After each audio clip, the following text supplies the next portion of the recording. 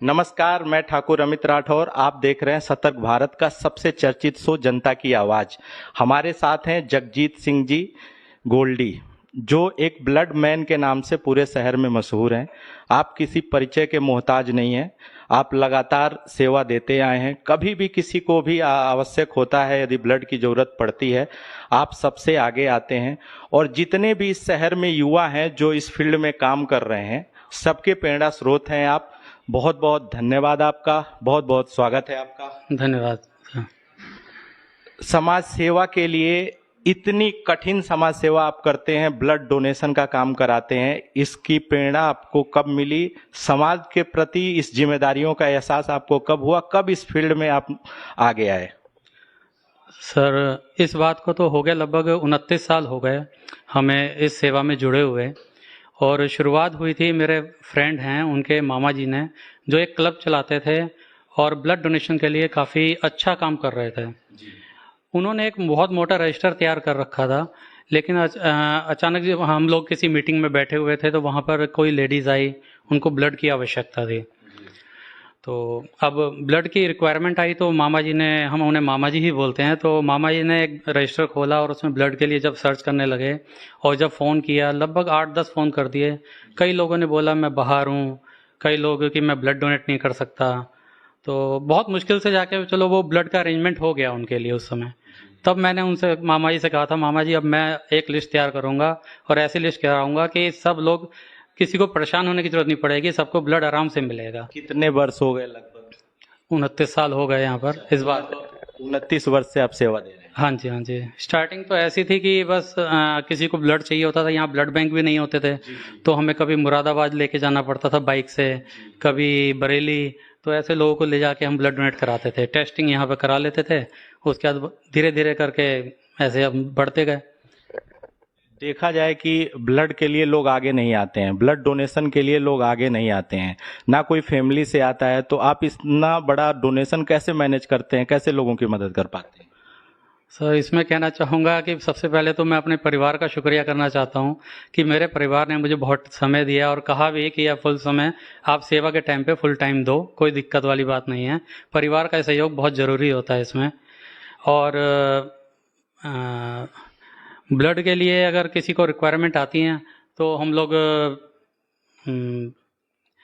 सबसे पहले अपनी एक लिस्ट तैयार की, एक एक करके सभी फ्रेंड्स को इकट्ठा किया। धीरे धीरे मैंने अपनी पूरी टीम इकट्ठी बनाई, उनको सिखाया कि हम ब्लड का अरेंजमेंट कैसे कर सकते हैं। सबसे पहले मैंने, जैसे कि कोई बंदा आया हमारे पास कि मैं ब्लड सेवा करना चाहता हूँ, कैसे शुरुआत करूँ, तो उसके लिए हम उन्हें बताते थे कि आपके कितने फ्रेंड सर्कल हैं। तो वो बताता है कि मेरे 100-200 फ्रेंड्स आराम से हैं। मैं कहा आप सभी फ्रेंड्स के अपने ब्लड ग्रुप के नाम से मोबाइल पे सेव कीजिए, ताकि आपकी एक टीम बन जाएगी, उससे आपको बहुत ईजी हो जाएगा। उसके अलावा भी आपको कोई प्रॉब्लम आती है तो उसके लिए मैं बैठा हूँ, क्योंकि यहाँ धीरे धीरे मैंने भी इकट्ठे करते करते हमारी पूरी टीम ने कम से कम 5000 लोगों की एक डेटाबेस तैयार किया था, जिससे हमें ब्लड अरेंज करने में बहुत आसानी होती थी।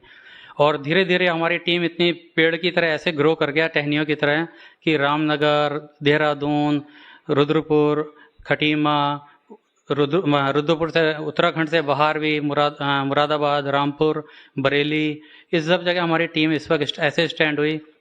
और आज पूरे भारत में हम लोग ब्लड का अरेंजमेंट बड़े आराम से कर लेते हैं। हमारी टीम का सहयोग बहुत ज़्यादा है और सभी टीमों का मैं शुक्रिया अदा करता हूँ, क्योंकि आप ये सोचिए कि अगर एक इंसान ब्लड डोनेशन करना चाहता है तो ज़्यादा से ज़्यादा कितनी बार कर लेगा? 4 बार। तो अब मैं सिर्फ एक साल में 4 बार डोनेशन कर सकता हूँ। ये भी ऊपर वाले की कृपा है कि आज जिसको फ़ोन करता हूँ वो ब्लड देने के लिए फ़ौरन आता है। आज मैं 4 नहीं है, पता है 4 लाख ब्लड डोनेशन आराम से कर सकता हूँ, उन सब साथियों के सहयोग से। बहुत सराहनीय प्रयास है। मैं आपसे ये जानना चाहूँगा कि कितना हेमोग्लोबिन होगा तो ईजिली आदमी ब्लड डोनेशन कर सकता है? इसमें जो व्यक्ति है तो उसमें 11.5 से लेके अब जितना भी हीमोग्लोबिन है तो डोनेशन कर सकता है। अगर लेडीज है तो 10.5 से ऊपर। और कौन कौन से रेयर ब्लड ग्रुप होते हैं जिन्हें मिलने में आसानी नहीं होती है, और उसके लिए आप द्वारा क्या प्रयास होता है, कैसे उपलब्धता कराई जाती है, और कौन कौन सा ब्लड ग्रुप होता है जो नहीं मिल पाता है? सर, सबसे रेयर ब्लड ग्रुप अगर हम उत्तराखंड में सोचें तो यहाँ पर सबसे रेयर ब्लड ग्रुप है AB नेगेटिव। उसके लिए हमने काफ़ी लिस्टें तैयार कर रखी हैं, डेटाबेस है हमारे पास, और जिस भी व्यक्ति को AB नेगेटिव वाले जो पर्सन हैं उनको हम कॉल करते हैं तो फ़ौरन ब्लड देने आते हैं, और उनका सहयोग है कि ताकि हम ये जो कमी है उसको हम आराम से पूरा कर लेते हैं। और अगर उत्तराखंड से बाहर जाएं तो उसके उत्तराखंड में बाहर और भी रेयर ब्लड ग्रुप काफ़ी सारे हैं, जैसे बॉम्बे ब्लड ग्रुप है, उसमें पॉजिटिव नेगेटिव दोनों हैं, गोल्डन ब्लड ग्रुप है, हीरा ब्लड ग्रुप है, ऐसे और भी काफ़ी सारे हैं, A21 A2B ऐसे करके काफ़ी सारे ब्लड ग्रुप हैं जो बहुत रेयर हैं। उनका अरेंजमेंट थोड़ा मुश्किल होता है, लेकिन डेटाबेस तैयार होने की वजह से हमें काफ़ी आसानी हो जाती है। जैसा कि आप अभी देखे, विगत 2 वर्षों से कोविड बहुत तेजी से फैल रहा था, तो उस समय क्या चैलेंजेज आपके सामने आए, किस तरह से लोगों की आपने मदद की? कोविड के दौरान तो माहौल ही अलग था। ब्लड की तो रिक्वायरमेंट इतनी ज़्यादा नहीं आ रही थी। उस वक्त हमारे सामने जो प्रॉब्लम आ रही थी राशन की, ऑक्सीजन सिलेंडर की और प्लाज्मा की रिक्वायरमेंट तो हर हॉस्पिटल से फ़ोन पे फ़ोन आ रहे थे कि हमें ये ग्रुप का प्लाज्मा चाहिए, और प्लाज्मा भी किसका चाहिए, जो कोविड से सही हुआ हो। ये प्रॉब्लम हमारे सामने चैलेंज था कि इसको कैसे सॉल्व किया जाए। उसमें भी हमने पूरी एक DM से परमिशन लेके कंट्रोल रूम बनाया था जनता इंटर कॉलेज के पास में, जिसमें हमारे साथ कई संस्थाओं ने साथ दिया, नन्हे कदम और प्यारी बेटियां सेवा एवं कल्याण समिति, गुरु नानक चैरिटेबल सोसाइटी, युवक मंगल दल, भगत सिंह दल, जिन्होंने इतने लोगों का संस्कार भी किया, और कई सारी संस्थाएं हैं जो हमारे साथ मिलकर हमने वहाँ पे कंट्रोल रूम बनाया था, जिसमें हमने उत्तराखंड और उत्तराखंड से बाहर लखनऊ, मेरठ, केरल, पंजाब, दिल्ली, मुंबई, कई जगह हमने प्लाज्मा का इंतजाम उस कंट्रोल रूम के थ्रू अरेंज करके दिया है लोगों को। और यहाँ पर डेटाबेस हमें गवर्नमेंट हॉस्पिटल से मिल गया था, जिससे हमें प्लाज्मा इकट्ठा करने में बड़ी आसानी हुई। लगभग 130 लोगों को प्लाज्मा प्रोवाइड करवाया यहाँ पर हमारी सारी टीमों ने मिलकर। अक्सर देखा जाता है कि सरकारी तंत्र सपोर्ट नहीं करती है, तो इसमें सरकार ने आपकी मदद की थी? बिल्कुल बिल्कुल CM ऑफिस में काफ़ी लोग थे जिन्होंने काफ़ी सहयोग किया। हमारे डॉक्टर खन्ना जी हैं, रेड क्रॉस सोसाइटी में संजय ग्रोवर और दिलजीत भैया और आपके परवीन अरोरा जी, इन सब ने बहुत सपोर्ट किया। CMO साहब ने भी काफ़ी सपोर्ट किया। हमें डेटाबेस मिलने की वजह से ही हम आराम से प्रोवाइड करा सके। जी जी जी, बहुत अच्छा। अच्छा, एक जानना चाहेंगे कि कौन कौन सी ऐसी बीमारियां हैं जिसमें ब्लड की नियमित जरूरत पड़ती है? ब्लड की ज़रूरत तो हर इंसान को तभी पड़ती है जब प्रॉब्लम ब्लड की कमी की होने की वजह से। अभी बीच में डेंगू भी बहुत चला था। डेंगू हर 3 साल बाद कोई ना कोई अपना प्रकोप लेके आता ही है। अब डेंगू के समय में ब्लड की भी कमी होती है, प्लेटलेट की भी कमी हो जाती है। उसके अलावा नॉर्मल फीवर भी हो जाए तब भी ब्लड की कमी होती है। और इसमें सबसे ज़्यादा बीमारी चल रही है थैलीसीमिया। थैलीसीमिया को लेके हमने अपना सिस्टम ऐसा बना दिया है कि थैलीसीमिया का डेटा भी हमने अपने आप पूरा प्रोवाइड कर रखा है, जिससे उनको जब ब्लड की ज़रूरत पड़े सभी हॉस्पिटलों से हमने टाई अप कर रखा है कि इस पेशेंट के लिए ब्लड का इंतजाम आपने करना है। शॉर्ट होगा तो सारा हर ब्लड बैंक का डेटाबेस भी हमें डेली हम लेते रहते हैं ताकि हम ब्लड उसको आराम से प्रोवाइड करा सकें। क्योंकि कई सारे पेशेंट हैं जिनको 10 दिन में ब्लड चढ़ रहा है, कई लोगों को 15 दिन में, कई लोग 1 महीना, अलग अलग सिस्टम है सबका।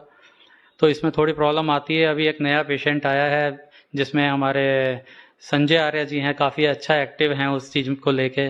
AB नेगेटिव का एक बच्चा जिसे थैलीसीमिया है और उसको हर 2 महीने बाद ब्लड चढ़ता है, लेकिन सारा इंतजाम संजय आर्य जी हैं, वो आराम से देख रहे हैं। तो हम भी उनको देखते रहते हैं कि जब उनके पास अगर कोई दिक्कत आए, हमने उनको बोल भी रखा है कि आप जब आपको प्रॉब्लम लगे आप बताना, जहाँ ज़रूरत पड़ेगी हम भी बैठे हैं तैयार, कोई दिक्कत नहीं है। बहुत सराहनीय प्रयास रहता है आपका। एक और जानकारी आपसे, महत्वपूर्ण जानकारी लेना चाहूँगा कि ब्लड कितने टाइम तक, डोनेट करने के कितने समय तक सही रहता है? ब्लड कितने समय तक सही रहता है, ये अगर हम होल ब्लड डोनेशन करते हैं तो वो 45 दिन तक बिल्कुल सही रहता है। 35 दिन तक। अगर हम PRBC डोनेशन करते हैं वो 45 डेज तक बिल्कुल कोई ओके रहता है, उसके बाद कोई नहीं। लेकिन जब प्लाज्मा PRBC डोनेट होती है तो उसमें प्लेटलेट भी डोनेट होती हैं। प्लेटलेट हैं वो 1 से 5 दिन तक ही काम करती हैं, और उसके साथ में प्लाज्मा है, प्लाज्मा की लाइफ 1 साल तक होती है, उसमें कोई प्रॉब्लम नहीं आती। अच्छा, अभी हाल में ही एक चलन चल गया है कि जो कैंप लगाए जा रहे हैं, जगह जगह कैंप लगाए जा रहे हैं, जो नेसेसरी ब्लड ग्रुप नहीं भी होता है उसका भी डोनेशन होता है, भारी मात्रा में डोनेशन होता है। तो इसके लिए आप क्या सुझाव देना चाहेंगे कि ये डोनेशन किस तरह से होना चाहिए? क्या इसके लिए कोई डाटा बैंक बनाया जाए कि क्या हमारे पास उपलब्धता है और क्या नहीं है ब्लड बैंकों में? सर, इसके लिए ये चीज़ बहुत ज़रूरी है कि जब भी हम कैंप लगाते हैं हम ये सोचते नहीं हैं कि कोई निगेटिव ग्रुप भी आ रहा है तो हम उसको डोनेशन करा लेते हैं। अगर कोई निगेटिव, मैं सभी लोगों से विनती करना चाहता हूँ, अगर कोई भी किसी भी कैंप में निगेटिव ब्लड ग्रुप का कोई इंसान अब डोनेशन करना चाहता है तो उसे इमरजेंसी के लिए उसे उसका डेटाबेस नोट कीजिए, ताकि इमरजेंसी के टाइम पे उसका यूज़ कर सकें। पता लगा आपने अभी तो डोनेशन करा दिया, रिक्वायरमेंट उस समय आ रही है जब वो ब्लड 30 दिन बाद ख़राब हो गया, पता लगा 2 महीने बाद उसे ज़रूरत पड़ी तो वो डोनेशन करने लायक नहीं होता कोई व्यक्ति, तो उसके लिए नेगेटिव ब्लड ग्रुप का जो है आप होल्ड पे रखें तो ज़्यादा बेटर रहता है। अच्छा, ऐसा भी सुनने में आता है कि अधिकतर कुछ अस्पतालों द्वारा इसकी कालाबाजारी भी की जाती है। जैसे आप लोग जैसे लोग सेवा भाव से लोगों को मोटिवेट करके मेहनत करके डोनेट कराते हैं, बट उसको बाद में कालाबाजारी की जाती है। तो इसके रोकथाम के लिए कुछ आप लोगों ने प्रयास किया या कुछ प्लान है आपके अंदर? सर, प्रयास तो बहुत किया है, लेकिन फिर भी कुछ ऐप ऐसी बन चुकी हैं जिसमें लोग का डेटा उसमें ओपन कर रखा है कि कौन से ग्रुप का इंसान ये है, उसका मोबाइल नंबर ये है। उसमें क्या है, कालाबाजारी काफ़ी बढ़ गई उसकी वजह से। होता यह है कि जिसको नीड है ब्लड की, वो उसे उसे तो वो ऐप के थ्रू वो देख नहीं पाते हैं। जो दलाल लोग होते हैं, ये लोग अपना इमोशनल करके ब्लड डोनेशन करा लेते हैं और बाद में उसको बेचते हैं। तो इसी चीज़ को रोकथाम करने के लिए हम एक ऐप तैयार कर रहे हैं। लगभग मुझे 9 साल हो गए उस ऐप के ऊपर काम करते हुए। अब उसका सिस्टम ये है कि गवर्नमेंट हमें अगर परमिशन दे दे और गवर्नमेंट का जितने ब्लड बैंक हैं वो अगर वो डेटा अपना उसमें प्रोवाइड करते हैं, तो ब्लड बैंक के अंदर भी जितना भी ब्लड पड़ा है वो ख़राब भी नहीं होने देंगे, उसका पूरा यूटिलाइज होगा। और इसके अलावा जो कालाबाजारी है इसको भी रोक सकेंगे, क्योंकि उसमें हम डेटा मतलब डोनर्स का नहीं होगा, डेटा हमारा अलग ही होगा बिल्कुल हटकर। और उसी में हम थैलीसीमिया बच्चों के लिए भी हमने एक सिस्टम बना रखा है, जिससे ऑल इंडिया में किसी को भी थैलीसीमिया पेशेंट चाहिए तो उसको ब्लड आराम से प्रोवाइड हो जाए। इसके अलावा और भी कई सारे हमारे ऑप्शन हैं उसके अंदर, कि गवर्नमेंट से हमने कई सारी सुविधाएं जो हमें ज़रूरत है वो अगर हमें मिल जाएं तो उस ऐप के थ्रू हम यहाँ से बैठे बैठे पूरे इंडिया में किसी भी जगह पे ब्लड का इंतजाम कर सकते हैं। बहुत सराहनीय प्रयास है। काफ़ी युवा आपको फॉलो करते हैं, जितने भी ब्लड डोनेशन का कार्य करते हैं वो युवा आपको फॉलो करते हैं यहाँ पे, आप उनके प्रेरणा स्रोत हैं। अभी हाल ही में एक हमारे पास जानकारी आई थी कि हमारा जो रुद्रपुर का ब्लड बैंक है, पिछले 2 दिन से बी पॉजिटिव ब्लड नहीं है वहाँ पे, उपलब्धता नहीं है, जबकि बी पॉजिटिव कॉमन है, हर दूसरे बंदे का होता है। और अभी हाल ही में बहुत जगह मैंने देखा कि कैंप लगाए जा रहे हैं, सब कुछ जगह जगह कैंप लगाए जा रहे हैं। तो मैं चाहता हूं कि एक आप उन युवाओं को भी एक ऐसा मैसेज दीजिए जिससे ये जो ब्लड नहीं उपलब्धता हो पा रही है और कैंप लगा के गलत तरीके से जो ब्लड हमें नहीं चाहिए वो डोनेट कर दिया जा रहा है, तो इसके बारे में आप उनको एक मैसेज चाहता हूं आपके द्वारा कि एक दिया जाए ताकि समाज में जागरूकता फैले। सर, इसके लिए तो लोगों से यही कहना चाहूँगा कि जैसे अभी आप बता रहे हैं कि बी पॉजिटिव जैसे शॉर्ट है, तो उसमें ये भी होता है कि जब बी पॉजिटिव के डोनर्स इतने हैं तो अगर कोई रिक्वायरमेंट भी उतनी ज़्यादा ही आती हैं। जिस ब्लड ग्रुप की रिक्वायरमेंट ज़्यादा आएगी, डोनर उसी के ज़्यादा मिलेंगे। ये प्रॉब्लम हमारे साथ डेंगू के समय में भी आती है कि डेंगू समय में कहते हैं जी ओ पॉजिटिव शॉर्ट हो गया, बी पॉजिटिव शॉर्ट हो गया। अब पेशेंट भी तो उसी ग्रुप के निकल रहे हैं ना, तो इसलिए शॉर्टेज होती है। और कुछ हमारी कई सारी संस्थाएं हैं, कई लोग ऐसे हैं जो क्या कहते हैं, जिस ग्रुप की रिक्वायरमेंट है वो ब्लड बैंक में वो ब्लड ग्रुप है भी, उसके बाद भी वो डोनेट करवाते हैं। सबसे पहले तो उनको कोशिश करनी चाहिए, जो 3 ब्लड बैंक हैं, रुद्रपुर की ही बात करता हूँ, वैसे तो और भी क्षेत्र हैं काफ़ी सारे, तो 3 ब्लड बैंक हैं, तो वो ये भी नहीं पता करते कि हाँ किस ब्लड बैंक में कौन कौन सा ब्लड है। अब ओ पॉजिटिव की रिक्वायरमेंट आई, एक में नहीं है तो वो उसमें डोनेशन कराने बैठ जाते हैं। ऐसा नहीं करना चाहिए, पहले उनको पूरा सर्वे करना चाहिए ताकि उससे पता लगे ओ पॉजिटिव बाकी ब्लड बैंकों में भरा पड़ा है, अब वहाँ ब्लड खराब हो रहा है और यहाँ आप डोनेट कर रहे हो। तो ऐसे डोनेशन ना कराकर कोशिश करें कि पहले वो पूरा डेटाबेस अपना पूरा सर्वे करें ताकि ब्लड बैंक के अंदर ब्लड खराब नहीं होना चाहिए। देखा जाए तो थैलीसीमिया और कैंसर के पेशेंट यहाँ काफ़ी बढ़े हैं, तो क्या कुछ ऐसा डाटा बैंक आप द्वारा बनाया गया है कि उनको कैसे मदद किया जाए? और हमारे यहाँ पे ब्लड डोनेशन के कितने सेंटर हैं जहाँ से ब्लड डोनेशन हो सकते हैं? रुद्रपुर में 3 हैं ब्लड सेंटर, हल्द्वानी में है काफ़ी सारे, बाजपुर में भी है, सितारगंज में भी अब नया खुला है, खटीमा भी है। चारों तरफ अब ब्लड के बैंकों की कमी नहीं है। बस ये है कि यहाँ से थोड़ी सी दूर गदापुर और किच्छा, यहाँ स्टोरेज सेंटर बनाए गए हैं जहाँ पे आप ब्लड डोनेशन नहीं कर सकते, लेकिन ब्लड आपको आराम से प्रोवाइड हो जाता है। लेकिन वहाँ पे ब्लड ज़्यादा स्टॉक में नहीं रख सकते क्योंकि उनको परमिशन नहीं होती, 8 से 10 यूनिट की ही परमिशन होती है। तो सेंटर तो इतने सारे हैं, बाकी यहीं से ही हम लोग सारा कुछ डेटाबेस तैयार करते हैं। अच्छा, कुछ थैलीसीमिया और कैंसर पेशेंट का कुछ डाटा बैंक आपको गवर्नमेंट की तरफ से या कैसे उपलब्धता होती है, या आपका कुछ डाटा बैंक ऐसा बना हुआ है कि कितना नियमित हमें महीने में उनके लिए ब्लड की आवश्यकता पड़ती है? और थैलीसीमिया पेशेंट पूरे उत्तराखंड में जो हमने लास्ट टाइम सर्वे किया था उसको काफ़ी समय हो गया है। उस वक्त 238 लोग थे, बच्चे थे जो थैलीसीमिया से ग्रसित थे। तो उनके लिए हमने डेटाबेस तैयार किया था अपने इस एरिया में, और देहरादून भी, हरिद्वार भी और चंपावत पहाड़ों पर भी। तो ब्लड बैंकों से हमने सारा सेटअप उनके लिए बना के दिया कि इस पेशेंट के लिए कि आप आराम से ब्लड का इंतज़ाम आपको करना है। अगर कोई प्रॉब्लम आती है तो वहाँ की जो टीम है, हमारी ब्लड टीम है, वो उसको प्रोवाइड कराती है। और थैलीसीमिया को लेके अगर आप चलते हैं तो हमारी टीम के ही एक मेंबर हैं संदीप चावला जी, उन्होंने राष्ट्रपति जी से मिलकर आज पूरे इंडिया में थैलीसीमिया बच्चों को फ्री में ब्लड मिल रहा है, और ब्लड भी विदाउट डोनेशन के ब्लड मिल रहा है। बहुत सराहनीय प्रयास है उनका, वो भी आए थे हमारे यहाँ।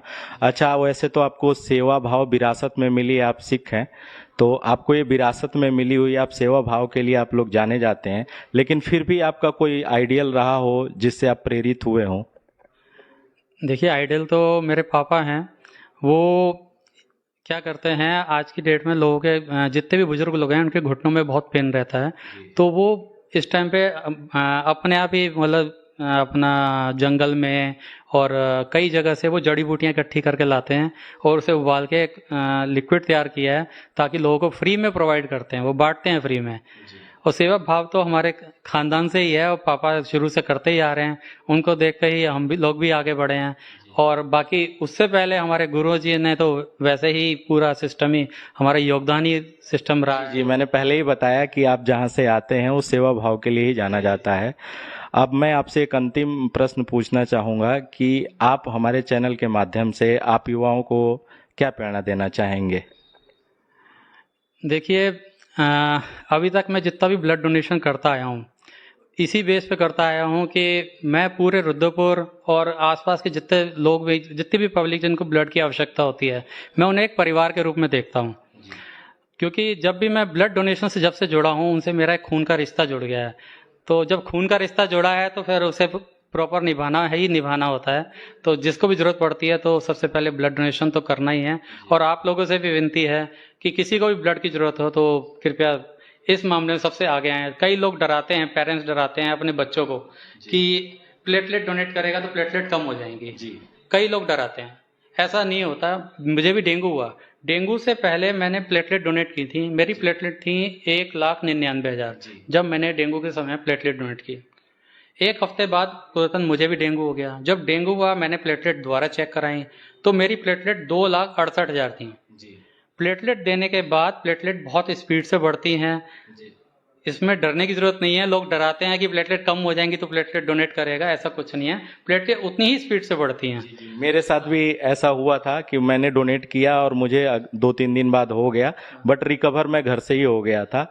और एक कितना होना चाहिए, कितने पे डोनेशन दे सकते हैं? नॉर्मल जो डोनेशन है प्लेटलेट की उसके लिए 2 लाख प्लेटलेट होनी अनिवार्य हैं और हीमोग्लोबिन भी बिल्कुल सही होना चाहिए। एक टेस्ट होता है, उस टेस्ट के बाद आप सारे चीज़ें क्लियर कर लेंगे तो आप इसमें प्लेटलेट डोनेट कर सकते हैं। प्लेटलेट की भी 2 तरीके की हैं। एक होती है कि अगर किसी पेशेंट की प्लेटलेट 30,000 से ऊपर हैं तो आरडीपी ब्लड डोनेशन करके उस ब्लड के थ्रू हम प्लेटलेट निकालते हैं जिसे आरडीपी बोलते हैं। तो उस डोनेशन से भी उसका काम हो जाता है। अगर 20,000 से नीचे की प्लेटलेट हैं तो हमें जंबो डोनेशन करना अनिवार्य हो जाता है। उसमें क्या होता है कि एक मशीन है, मशीन में आपके ब्लड निकलेगा, वो मशीन में रोटेट होगा, उसमें प्लेटलेट अलग हो जाएंगी और वो ब्लड आपको वापस चढ़ जाता है। तो ऐसे एसडीपी डोनेशन होती है। कौन कौन से फॉर्म में हम ब्लड डोनेशन कर सकते हैं?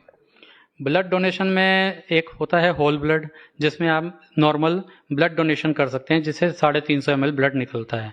उसके अलावा एक कंपोनेंट होता है जिसमें हम पीआरबीसी भी डोनेट कर सकते हैं, प्लेटलेट डोनेट कर सकते हैं और प्लाज्मा डोनेट कर सकते हैं। उसके अलावा प्लेटलेट में 2 ऑप्शन होते हैं, एक तो ये कंपोनेंट के थ्रू जिसे हम आरडीपी बोलते हैं, और एक हो गया एसडीपी। इसके अलावा डब्ल्यूबीसी के लिए वाइट ब्लड सेल की आवश्यकता पड़ती है। ऐसे और भी चीज़ें हैं, छोटी छोटी चीज़ें हैं, वो तो उनकी रिक्वायरमेंट कम रहती है। बहुत बहुत धन्यवाद आपका, आपने हमें कीमती समय दिया और युवाओं को एक प्रेरणा दी। जो आपसे प्रेरित होकर काम कर रहे हैं वो आगे किस तरह से काम करेंगे, उनके लिए आपने एक प्रेरणा दी है।